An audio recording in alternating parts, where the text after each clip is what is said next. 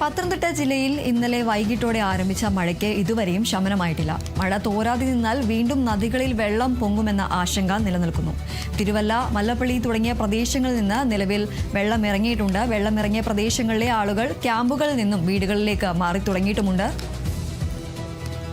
Prasad M G ചേരുന്ന വിവരങ്ങളുമായി. പ്രസാദ്, ഏതായാലും മഴ ഇങ്ങനെ തോരാതെ തന്നെ പെയ്തുകൊണ്ടിരിക്കുന്ന ഒരു സാഹചര്യമാണ് ഇത്. ഈ ഒരു നദികളിലടക്കം വെള്ളം നിറയാനുള്ള ഒരു സാഹചര്യവും ഈ ആശങ്കയും നിലനിൽക്കുന്നുണ്ട്. ഇപ്പോൾ നിലവിലെ സാഹചര്യം എങ്ങനെയാണ്? ഇന്നലെ വൈകുന്നേരത്തോടു കൂടി തുടങ്ങിയ മഴയാണ്.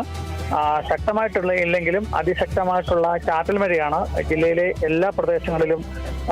ഈ ചാറ്റൽ മഴ നിർത്താതെ പെയ്യുന്നത്, ചിലയിടങ്ങളിൽ ശക്തമായിട്ടുള്ള മഴയുമുണ്ട്. ഇന്ന് ജില്ലയിലുടനീളം ഓറഞ്ച് അലർട്ടാണ് പ്രഖ്യാപിച്ചിട്ടുള്ളത്. അതുകൊണ്ട് മലയോര പ്രദേശങ്ങളിലേക്ക് പോകുന്നവർക്ക് ദുരന്ത നിവാരണ അതോറിറ്റിയും ജില്ലാ ഭരണകൂടവും കർശന നിർദ്ദേശം നൽകിയിട്ടുണ്ട്. ഈ മഴ ശക്തമായി പെയ്യുന്നതിനാൽ മലയോര പ്രദേശങ്ങളിൽ താമസിക്കുന്നവർ ഉരുൾപൊട്ടലിനോ മണ്ണിടിച്ചിലിനോ ഉള്ള സാധ്യതയുള്ളവർ അവിടുന്ന് മാറി നിൽക്കണം. ഏത് സമയവും പ്രധാന നദികളിൽ ജലനിരപ്പ് ഉയരുന്നതിനാൽ നദികളുമായി ബന്ധപ്പെട്ടിട്ടുള്ള നദികളിൽ ഇറങ്ങുന്നോ മറ്റുള്ളതിനുള്ള ശ്രദ്ധ ചെലുത്തണം. ഉരുൾപൊട്ടലോ മറ്റോ മലയടിവാരത്തിൽ എന്തെങ്കിലും തരത്തിലുള്ള വിള്ളലോ മറ്റോ കണ്ടു കഴിഞ്ഞാൽ സമീപത്തുള്ള വില്ലേജ് ഓഫീസുകളിൽ വിവരം അറിയിക്കുകയും അവിടുന്ന് തന്നെ ആൾക്കാർ അതോറിറ്റിയുടെ ദുരന്ത നിവാരണ അതോറിറ്റിയുടെ കർശന നിർദ്ദേശപ്രകാരം മാറി താമസിക്കണം എന്നാണ് ഉള്ള ദുരന്ത നിവാരണ അതോറിറ്റി ജാഗ്രതാ നിർദ്ദേശം പുറപ്പെടുവിച്ചിട്ടുള്ളത്. ആറന്മുളയിലും അതിനോടൊപ്പം തന്നെ റാന്നിയിലും ശുചീകരണ പ്രവർത്തനങ്ങൾ ഇന്ന് 4ാം ദിവസത്തിലേക്ക് കടന്നിരിക്കുകയാണ്. ആറന്മുളയിലും റാന്നിയിലും ഇപ്പോഴും 2ഓ 3ഓ അതിലധികം ക്യാമ്പുകൾ പ്രവർത്തിക്കുന്നുണ്ട്.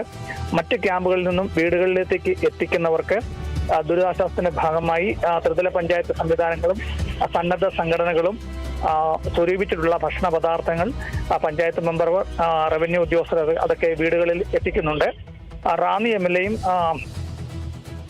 ആറന്മുള MLAയും സോഷ്യൽ മീഡിയയിലും സമൂഹ മാധ്യമങ്ങളിലൊക്കെ തന്നെ ഈ സാധനങ്ങൾ, പണമല്ല, മറ്റ് അരി, പഞ്ചസാര, ഗോതമ്പൊടി, കുടിവെള്ളം ഉൾപ്പെടെയുള്ളവ വിവിധ കേന്ദ്രങ്ങളിൽ എത്തിക്കണം. അത് റവന്യൂ അധികാരികൾ അത് പ്രത്യേകം രജിസ്റ്ററിൽ രേഖപ്പെടുത്തിയതിനു ശേഷം പഞ്ചായത്ത് അംഗത്തിന്റെ നേതൃത്വത്തിൽ ദുരിതബാധ പ്രദേശങ്ങളിൽ ഈ സാധനങ്ങൾ എത്തിക്കാനുള്ള നടപടികളുമായിട്ട് മുന്നോട്ട് പോകുന്നുണ്ട്. ഇപ്പോഴും ഉച്ചഭക്ഷണം എല്ലാ കേന്ദ്രങ്ങളിലും വാർഡ് മെമ്പർമാർ എത്തിക്കുന്നുണ്ട്. അങ്ങനെ റാന്നിയിലും ആറന്മുളയിലും വെള്ളം നന്നേ ഇറങ്ങിയതിനാൽ ഒരു ആശ്വാസമുണ്ട്. ആ ആശ്വാസത്തിന് നേരെ വിപരീതമാണ് തിരുവല്ലയിലും മല്ലപ്പള്ളിയിലും നമുക്കിപ്പോൾ ദൃശ്യങ്ങളിലൊക്കെ കാണാം.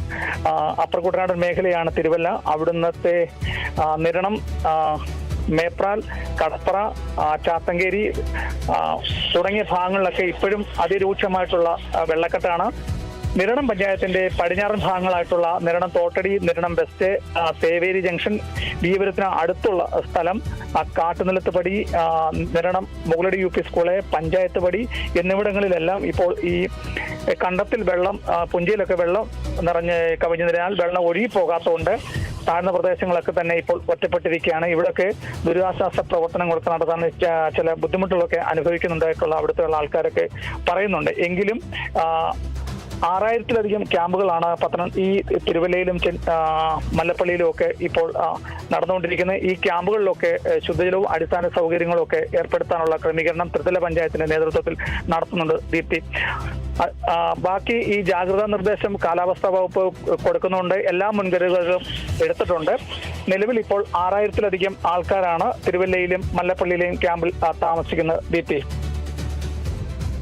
ശരി. എന്തായാലും പത്തനംതിട്ട ജില്ലയിൽ ഇന്നലെ വൈകിട്ടോടെ ആരംഭിച്ച മഴയ്ക്ക് ഇതുവരെയും ശമനമായിട്ടില്ല. മഴ ഇങ്ങനെ തോരാതെ നിന്നാൽ വീണ്ടും നദികളിൽ വെള്ളം പൊങ്ങുമെന്ന ആശങ്കയും നിലനിൽക്കുകയാണ്. പ്രസാദ് MG ആണ് വിവരം നൽകിയത്.